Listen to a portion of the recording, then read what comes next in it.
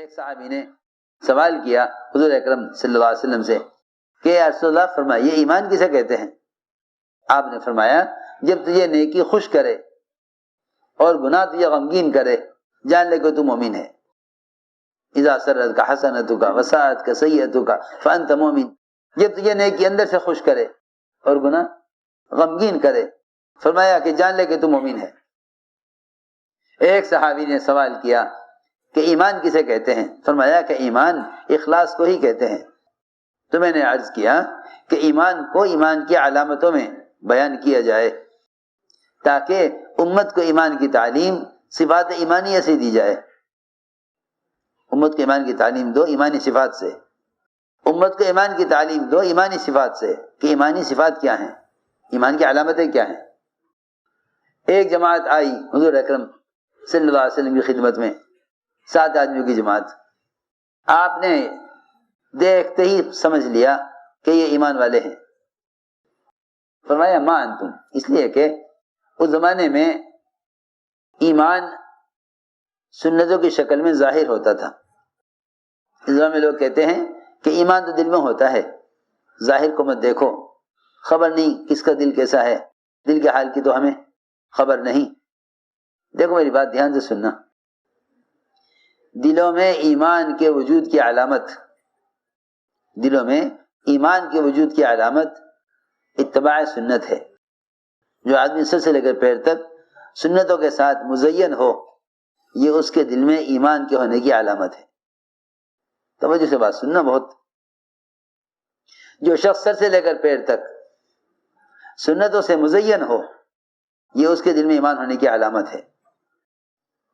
لیکن آج کل عام طور سے مسلمانوں میں یہ ایک غلطی عام ہو گئی کہ بھئی ظاہر کو مت دیکھو کسی کے، کیونکہ ایمان تو دل کی چیز ہے، وہ کسی کو نظر آ نہیں سکتا.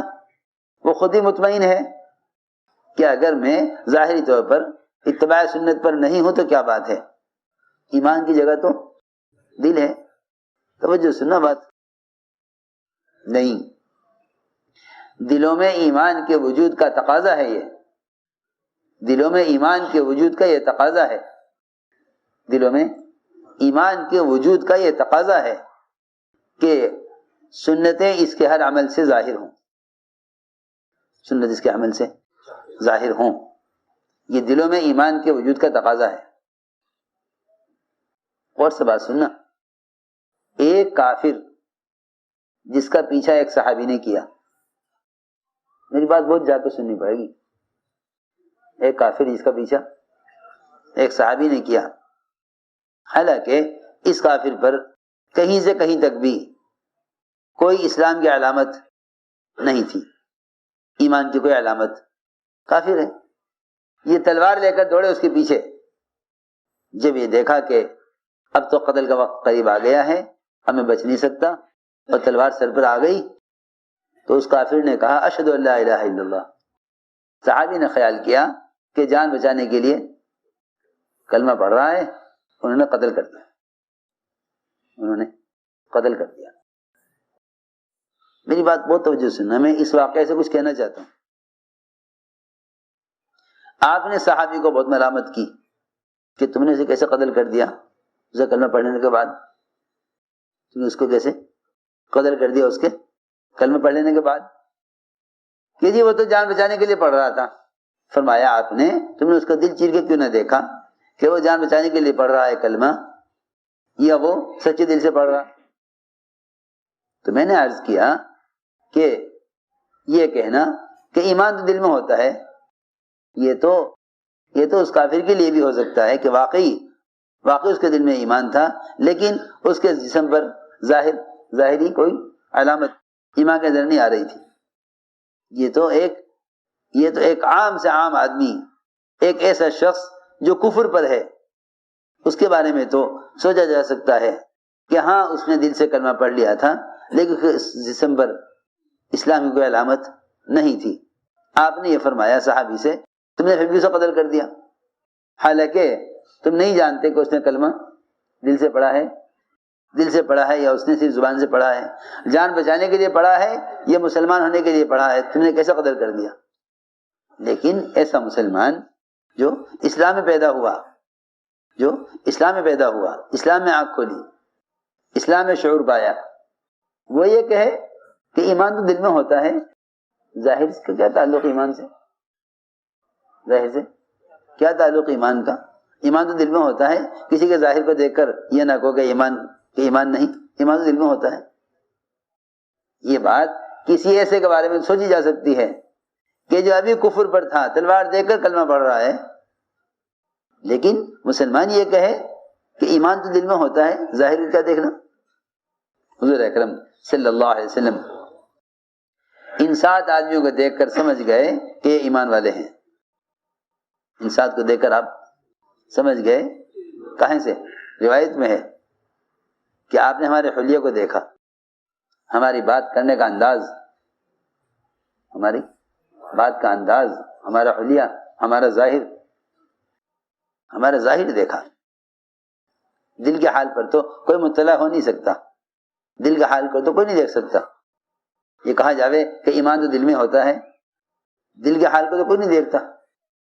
ایمان تو اسلام کی اطاعت کی شکل میں نظر آئے گا۔ تو آپ نے دیکھتے ہی سمجھ گئے۔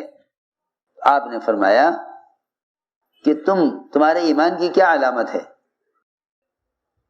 تمہارے ایمان کی کیا علامت ہے؟ دیکھو یہ بات یاد رکھنا، دل سے کسی برائی کو برائی سمجھنا، دل سے کسی برائی کو برا سمجھنا، یہ ایمان کا سب سے کمزور درجہ ہے۔ ایمان کا سب سے کمزور درجہ ہے، سب سے کم تر درجہ ایمان کا یہ ہے کہ مومن منکر کو اپنے دل سے دعا کی قوت استعمال کر کے منکر کو ختم کرائے۔ یہ ایمان کا سب سے ادنا درجہ ہے، ایمان کا سب سے ادنا درجہ ہے، یہ ایمان کا سب سے ادنا درجہ ہے کہ منکر کو دعا کے ذریعے ختم کرائے۔ اگر زبان نہیں کھول سکتا اور ہاتھ نہیں چلا سکتا تو اپنے دل سے منکر کو بدلے۔ منکر کو دل سے بدلنا یہ ایمان کا سب سے کمزور درجہ ہے، یہ ایمان کا سب سے کمزور درجہ ہے کہ منکر کو دل سے بدلے۔ دل سے کیسے بدلے؟ کہ دعاؤں کے ذریعے اللہ سے کہہ کر منکر کے ماحول کو ختم کرائے۔ یہ ایمان کا سب سے کمتر درجہ ہے۔ ہم غور کریں کہ ہماری 24 گھنٹے کی زندگی میں کون سا لمحہ، کون سا وقت ایسا ہے جس میں ہم سارے عالم سے ہونے والے منکرات کو دعاؤں کے ذریعے اللہ سے کہہ کے ختم کرانے کی کوشش کرتے ہوں، جبکہ حدیث یہ کہہ رہی ہے کہ ایمان کا سب سے کمزور درجہ ہے۔ اگر یہ منکر کو دل سے نہیں بدلتا تو روایت میں ہے کہ پھر اس کے دل میں ایمان کا کوئی ذرہ باقی نہیں ہے۔ میری بات تو غور کرنا، میں اور آپ سوچیں کہ 24 گھنٹے میں سے کون سا وقت ہم پر ایسا گزرتا ہے، یا کون سا لمحہ، کون سا منٹ جس میں ہم کسی منکر کو دیکھ کر دل سے روتے ہوں کہ اے اللہ، زبان میں کھول نہیں سکتا ایسا منکر کا ماحول، یا میں ہاتھ سے اس کو بدل نہیں سکتا، یعنی قوت سے اور عہدے سے یا کسی طاقت سے، وہ میرے پاس نہیں، زبان میں کھول نہیں سکتا۔ اب آخری درجہ جہاد کا وہ دل سے منکر کو بدلنا ہے۔ حضرت علی فرمایا کرتے تھے جہاد 3 قسم کا ہے، جہاد 3 قسم کا ہے، جہاد بالید، جہاد باللسان، جہاد بالقلب۔ 3 قسم کا ہے جہاد۔ اعلیٰ جہاد بالید ہے، ہاتھ سے جہاد، یہ طاقت نہ ہو تو پھر درمیانہ درجہ زبان سے جہاد کا ہے۔ زبان سے جہاد یہ ہے کہ منکر کرنے والوں کو اتنے معروفات بتلاؤ کہ ان کے دل سے ان کے معروفات انہیں منکرات سے روک دیں، اور اگر یہ بھی نہیں کر سکتے تو پھر سب سے آخری درجہ جہاد کا اور سب سے کمتر درجہ ایمان کا وہ یہ ہے کہ تنہائیوں کی دعاؤں کے ذریعے اللہ سے کہہ کر منکر کو ختم کرایا جائے۔ اگر یہ بھی نہیں کر رہا ہے تو اس کے دل میں ایمان کا کوئی ذرہ باقی نہیں ہے۔ اس سے اندازہ کر لو کہ ہم اجتماعی طور پر مسلمانی زمانے میں ایمان سے کتنا غافل ہے، ایمان سے کتنا غافل، سوچو تو صحیح، اس کیفیت کے نہ ہونے کے باوجود یہ کہتے ہیں کہ ایمان کی کیا ضرورت ہے، ایمان والے تو ہیں ہی ہم، جبکہ حدیث میں یہ ہے کہ اگر یہ منکر کو اپنے دل سے نہیں بدلتا تو پھر اس کے دل میں اس کے بعد کوئی ایمان کا درجہ باقی نہیں ہے، کہ اگر یہ منکر کو اپنے دل سے نہیں بدلتا تو پھر اس کے دل میں اس کے بعد کوئی ایمان کا درجہ باقی نہیں ہے۔